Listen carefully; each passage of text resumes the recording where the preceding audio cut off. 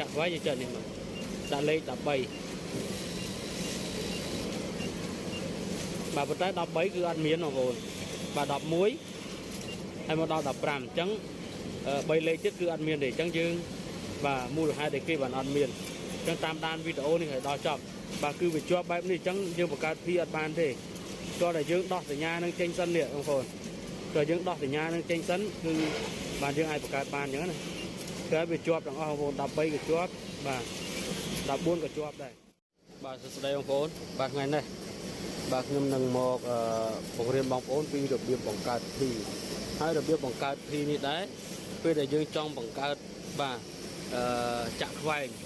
ប៉ុន្តែយើងបង្កើតទៅវាអត់មានទេអញ្ចឹងបងប្អូនតាមដានទាំងអស់គ្នាចាំមើលវាមានអត់អញ្ចឹងបងប្អូនតាមដានឲ្យបងប្អូនធ្វើវិធីសាស្ត្រដូចខ្ញុំ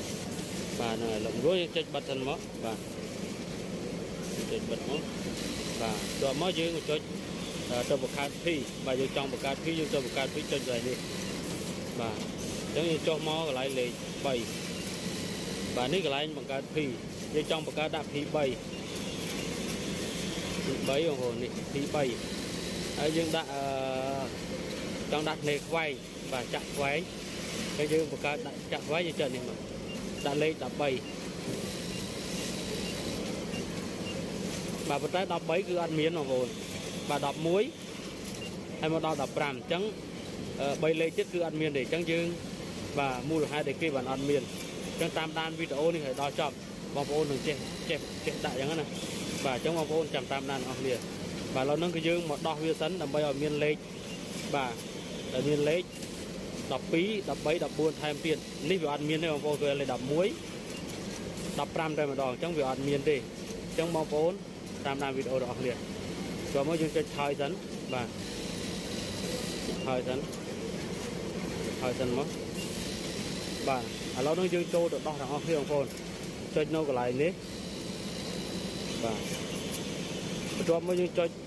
ដាក់កន្លែងលេខ2នេះបងប្អូននេះកន្លែងលេខ2នេះមកបាទហើយបន្ទាប់មកយើងចុចស្មើដៃនេះ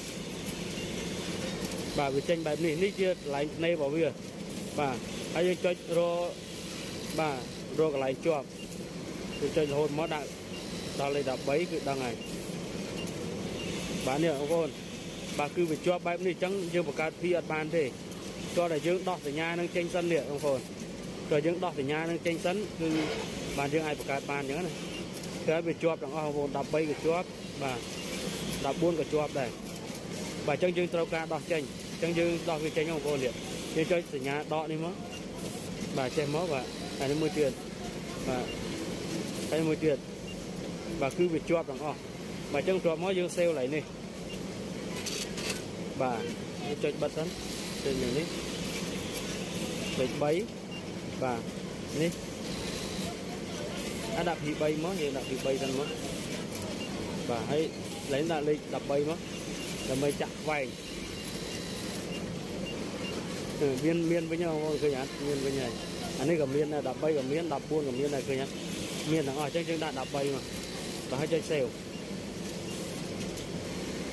ទៀតបាទគឺវាចេញខ្វែងតែម្ដងបងប្អូនឃើញអត់នេះគឺជារបៀបបង្កើតភីបងប្អូន